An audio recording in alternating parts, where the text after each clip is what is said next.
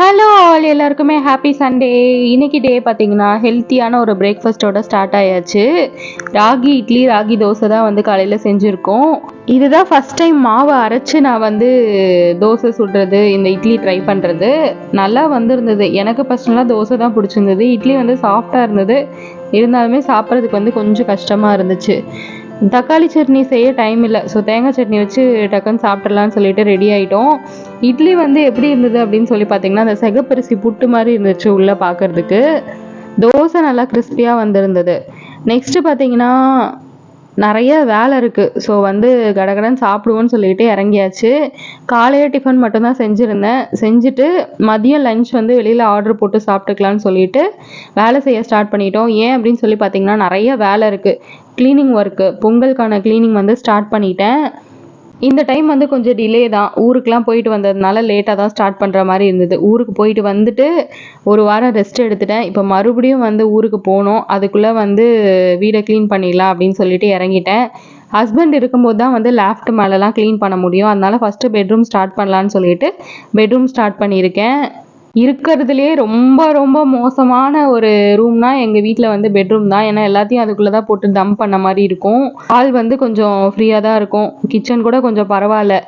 So வீட்டுக்கு, அதாவது இந்த வீட்டுக்கு வந்த புதுசில் வந்து எல்லாத்தையும் தூக்கி மேலே கடன்னு போட்டுட்டேன். ஏன்னா எந்த வீட்லேயும் அனுபவிக்காத ஒன்று இந்த வீட்டில் அனுபவித்தேன். என்ன அப்படின்னு சொல்லி பார்த்தீங்கன்னா, காலி பண்ணிவிட்டு அங்கேருந்து பழைய வீட்டிலேருந்து இங்கே வந்தோம்.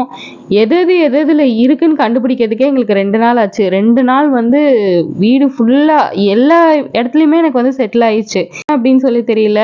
வைக்கிறதுக்கு வந்து ஷெல்ஃபுங்க இருந்துமே வந்து என்னால் கடன்னு எல்லாத்தையும் எடுத்து வைக்க முடியல. ஸோ அப்படியே தூக்கி மேலே போட்டேன்.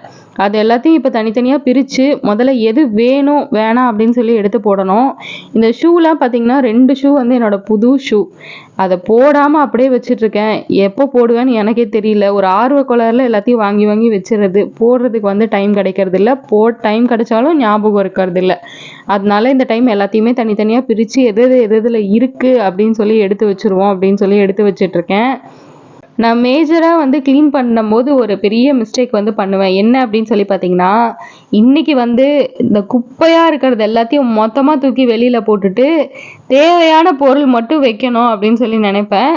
கடைசியில் பார்த்தா இது இப்போ தேவைப்படும், அப்போ தேவைப்படும், மொத்தமாக தூக்கி எல்லாத்தையும் மறுபடியும் குப்பை மாதிரி துணிச்சு வச்சுருவேன். திருப்பி அடுத்த க்ளீனிங்க்கு என்னடா வீடு இப்படி இருக்கே அப்படின்ற மாதிரி யோசனையாக இருக்கும். இந்த டைம் வந்து அந்த மிஸ்டேக்கை பண்ணவே கூடாது. நம்மளுக்கு கம்பல்சரி எது தேவையில்லையோ அதை தூக்கி போட்டுறணும். அப்புறம் தேவைப்பட்டாலும் அதை அப்புறம் பார்த்துக்கலாம் அப்படின்ற இதில் தான் இறங்கியிருக்கேன்.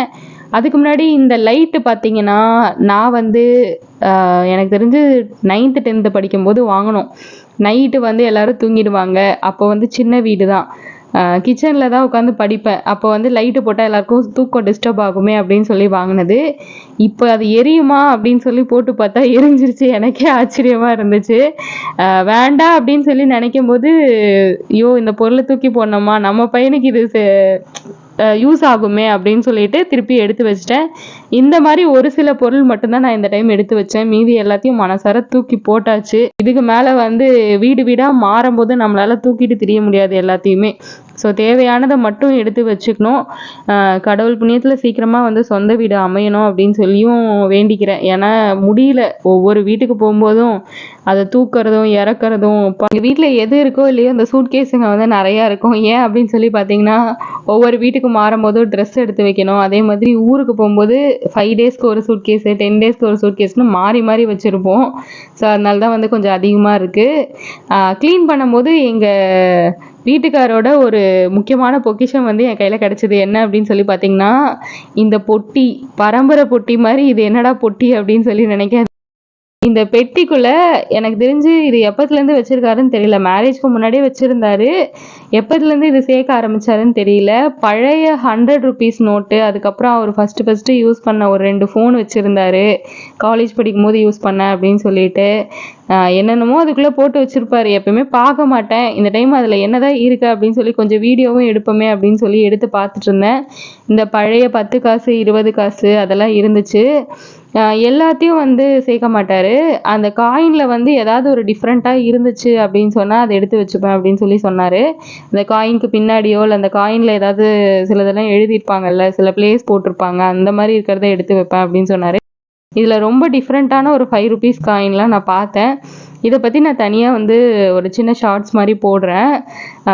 நிறைய காயின்ஸ் வந்து டிஃப்ரெண்ட்டாக இருந்துச்சு. எனக்கு ஆச்சரியமாக இருந்தது வந்து இவ்வளோ காயின்ஸாக. அதுக்கப்புறம் வந்து 100 ருபீஸ் நோட்டு வந்து எனக்கு தெரிஞ்சு நான் பார்த்ததே இல்லை. பார்த்துருப்பேன், எனக்கு ஞாபகம் இல்லை அந்த பழைய 100 ருபீஸ் நோட்டு அதெல்லாம். ஆனால் இந்த 10 காசு 20 காசு அதுக்கப்புறம் 4 அணா 50 பைசா இதெல்லாம் எனக்கு ஞாபகம் இருக்குது. ஒருவேளை பெருசாக நோட்டுங்கன்னு நான் பார்த்துருக்க மாட்டேனோ என்னமோ சின்ன வயசில். அதனால எனக்கு அந்த 50 ரூபா நோட்டு 100 ரூபா நோட்லாம் கொஞ்சம் வித்தியாசமாக தெரிஞ்சிச்சு. இந்த 5 ருபீஸ் காயின் தான் சொன்னேன், டிஃப்ரெண்ட்டாக இருந்துச்சு. 2 பக்கமே 5 அப்படின்னு எழுதி இருந்தது. அதே மாதிரி நிறைய லாங்குவேஜில் வந்து உள்ளே போட்டிருந்தாங்க. 1989 என்னமோ இயர் போட்டிருந்தாங்க. நீங்கள் யாராச்சும் இந்த மாதிரி கலெக்ட் பண்ணி வச்சுருக்கீங்களா பழைய நோட்டு அப்படின்னு சொல்லி வீடியோ பார்த்தீங்கன்னா கண்டிப்பாக கமெண்ட் பண்ணுங்கள். அப்பத்துலேருந்தே இதெல்லாம் பத்திரமா எடுத்து வச்சுருக்காரு. ஸோ மறுபடியும் அதெல்லாம் பத்திரமா பேக் பண்ணி அவர்கிட்ட கொடுத்துட்டேன். லேஃப்டில் எடுத்து வச்சிட்டாரு. நெக்ஸ்ட்டு பார்த்தீங்கன்னா நாங்கள் ஆர்டர் பண்ண சாப்பாடு வந்து வந்துருச்சு. டைமுமே கொஞ்சம் அதிகமாகிடுச்சு, 3 மணிக்கு மேலே ஆயிடுச்சு. அதனால பசி ஆயிடுச்சு. சாப்பிட்டுட்டு கொஞ்ச நேரம் கூட ரெஸ்ட் எடுக்க முடியல. மறுபடியும் வந்து பார்த்தா தலையே சுற்றிடுச்சு. ஐயோ அந்த ஷெல்ஃபு க்ளீன் பண்ணமான்னு கொஞ்சம் சாட்டிஸ்ஃபைடாக இருந்தது. அந்த லேஃப்டில் எல்லாத்தையும் க்ளீன் பண்ணி அந்த ரேஷன் புடவை இருக்கும் இல்லைங்களா, அதை வச்சு நான் ஃபுல்லாக போற்றி விட்டுட்டேன். டஸ்ட் ஆனாலும் அதையே எடுத்து மறுபடியும் வாஷ் பண்ணி போட்டுக்கலான்னு சொல்லிட்டு. ஷெல்ஃபு நிறையா இருந்தாலும் ஒரு தொல்லை தான். என்ன அப்படின்னு சொல்லி பார்த்தீங்கன்னா எல்லாத்தையும் அப்படி அப்படியே எடுத்து வைக்கிறதுக்கு இடம் இருக்கேன்னு சொல்லி எடுத்து வச்சிடுறது. எதையுமே எது வேணும் எது வேணான்னு பார்க்குறதே கிடையாது. பழைய ட்ரெஸ் எல்லாம் நிறையா இருந்தது, அதையுமே தூக்கி போட்டுட்டேன். எல்லாத்தையும் போகிக்கு போட்டு கொளுத்துவாங்க, நம்ம இங்கே குப்பையில் தான் போடணும் போல். இன்னைக்கு வந்து ஒரு முடிவோட எல்லாத்தையுமே எடுத்து போட்டுறணுன்னே இருக்கேன். இந்த 3 பாக்ஸும் என்ன அப்படின்னு சொல்லி பார்த்தீங்கன்னா என்னோட வளையல், பொட்டு, கிளிப்பு இந்த மாதிரி ஐட்டம்ஸ் தான் இருக்கும். நான் காலேஜ் படிக்கிறதுக்கு அதுக்கும் முன்னாடியிலேருந்தே சொல்லப்போனால் என்னென்ன வச்சுருந்தோனோ எல்லாத்தையும் பல வருஷமாக அப்படியே தான் வச்சுருக்கேன். இதை தான் மெயினாக இன்றைக்கி க்ளீன் பண்ணணும் அப்படின்னு சொல்லி இறங்கிட்டேன்.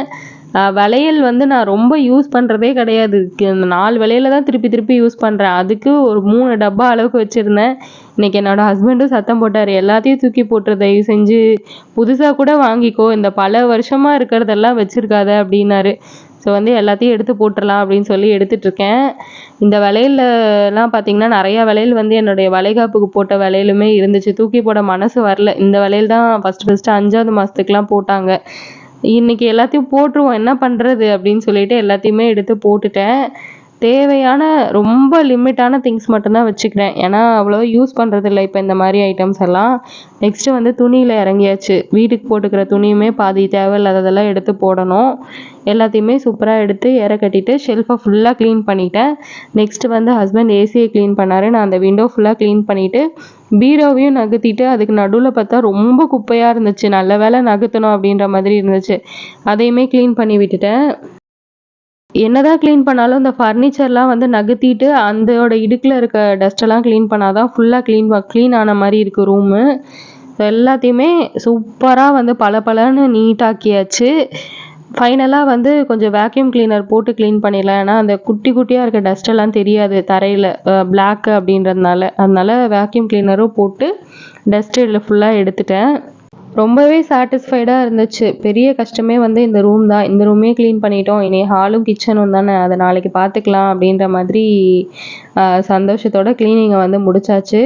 இதுக்கப்புறம் வந்து இங்கேருந்து எடுத்த அழுக்கு துணிங்க இதெல்லாம் தான் துவைக்க வேண்டியது இருக்குது. அதையும் நைட்டு கையோட கையாக துவைச்சி போட்டுட்டேன்னா வேலை முடிஞ்சிடும். க்ளீன் பண்ணி முடித்தோன்னா ஃபைனலாக வந்து இப்படி தான் இருந்துச்சு. நாளைக்கு வீடியோவில் வந்து ஹால் அண்ட் கிச்சன் க்ளீன் பண்ணுறதை போடுறேன்.